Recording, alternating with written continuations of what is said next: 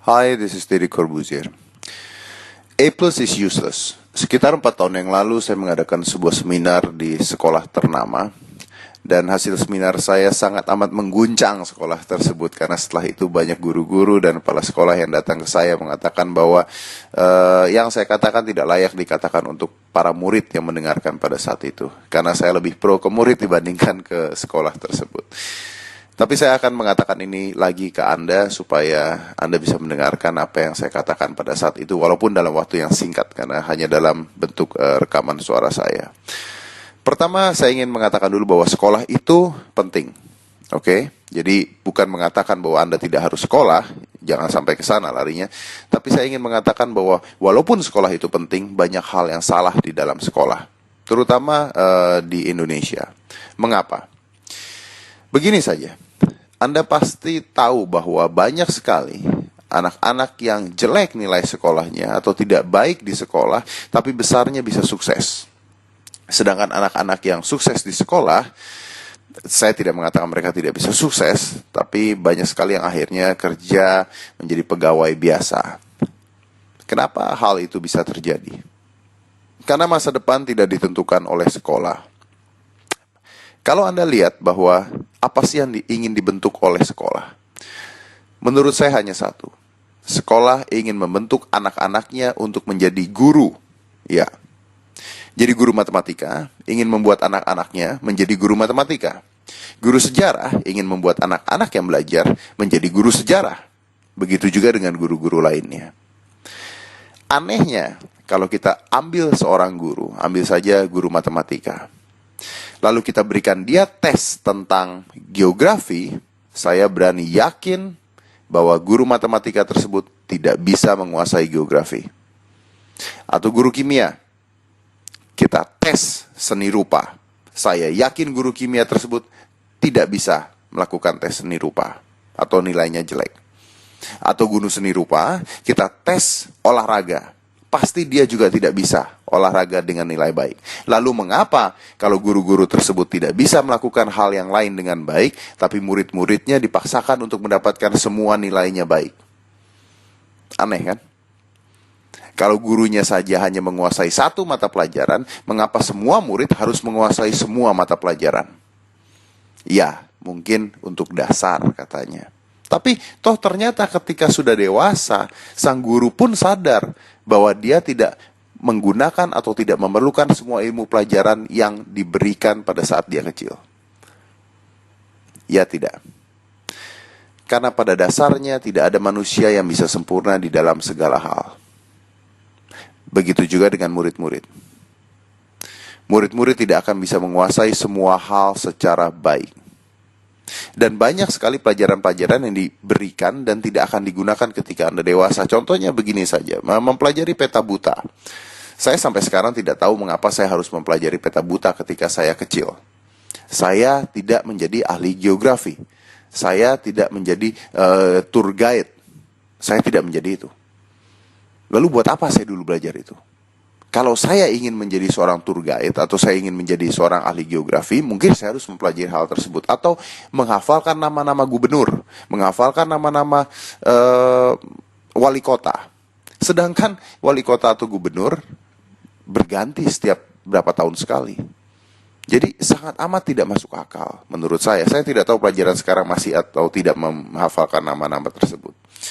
Dulu pada saat saya masih sekolah di SMP atau SMA saya lupa, guru akuntan saya mengatakan pada saya, karena nilai akuntan saya jelek. Kalau nilai akuntansi kamu jelek, Dad, kamu tidak akan bisa menjadi orang sukses. Oh ya? Ternyata saya bisa sukses dan saya bisa membayar seorang akuntan untuk bekerja pada saya. Itu adalah fakta. Sekarang begini sajalah. Apa sih yang harus dirubah? Sekolahnya? Mungkin sistemnya.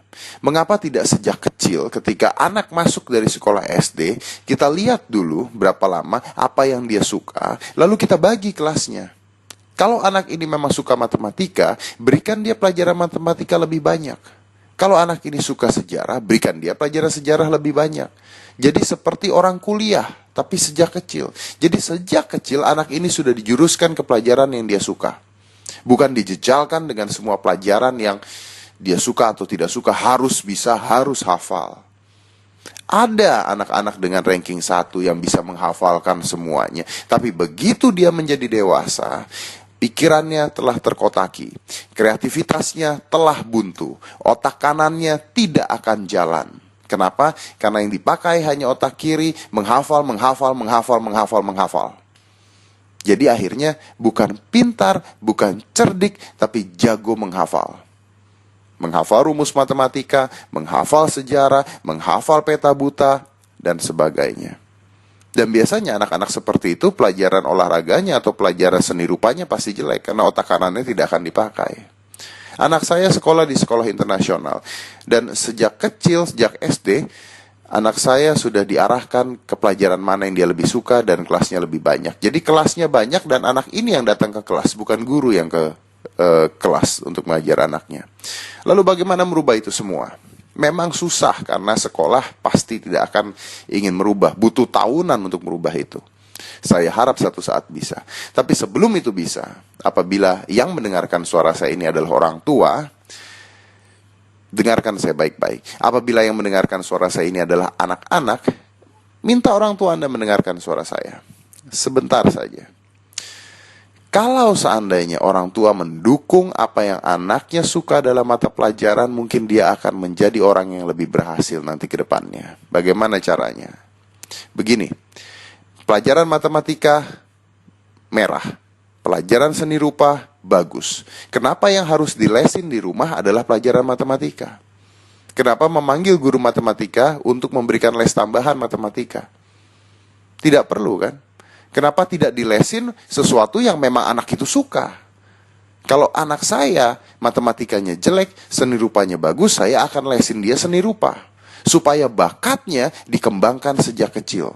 Bukan memaksakan hal yang memang dia tidak suka. Kalau seni rupanya jelek, sejarahnya bagus, biarkan seni rupanya jelek. Pelajaran sejarahnya dibantu oleh orang tuanya di rumah, dikembangkan. Memang ada pelajaran-pelajaran yang kalau jelek atau merah Anda tidak naik kelas. Ya, kalau pelajaran seperti itu dibantu supaya dapat nilai secukupnya. Tidak perlu 9, tidak perlu 10. Ingat, nilai pelajaran Anda tidak menentukan masa depan Anda. Nilai UAS Anda tidak menentukan masa depan Anda. Anda ranking 1 di sekolah bukan berarti Anda berhasil menjadi seorang manusia kelak ketika Anda dewasa. Sama sekali tidak berhubungan. Menurut saya. Kuncinya adalah orang tua di sini. Orang tua harus mendukung apa yang anak suka. Kalau ada pelajaran yang jelek, ada pelajaran yang baik, dukung pelajaran yang baik. Jangan memaksakan anaknya untuk mempelajari pelajaran yang jelek sampai dia bagus, sampai dia nilainya 9 atau 10. Tidak penting. Tidak perlu takut untuk mendapatkan nilai jelek. Tidak perlu takut untuk tidak naik kelas. Tidak naik kelas bukan berarti masa depan Anda hancur. Ada loh anak yang sampai bunuh diri karena dia tidak naik kelas. Itu yang hancur masa depannya. Saya pernah tidak naik kelas. Masalah? Tidak sama sekali. Orang tua saya marah pada saya? Tidak sama sekali pada saat itu. Kebetulan orang tua saya mungkin berpikiran luar biasa dan moderat. Dan tidak semua orang tua bisa seperti itu. Tapi itu yang saya harapkan dari orang tua sekarang yang ada di Indonesia. Memberikan dukungan pada anak-anaknya. Tidak memarahi ketika dia pelajarannya jelek. Tidak menghakimi ketika tidak semua pelajaran anak itu bisa menjadi baik. Kita harus mengerti dan mendukung apa yang anak itu suka. Ingat sekali lagi bahwa masa depan anak tidak tergantung dari pintar tidaknya dia di sekolah. Masa depan anak tidak tergantung dari dia naik kelas atau tidak naik kelas. Masa depan Anda juga tidak tergantung dari nilai rapot Anda. Masa depan Anda sebenarnya tergantung dari cara Anda bersosialisasi dan menambah pengetahuan setiap harinya yang bisa didapat dari mana-mana, dari internet, dari buku, dari majalah, dari cerita, dari pengalaman orang yang Anda suka.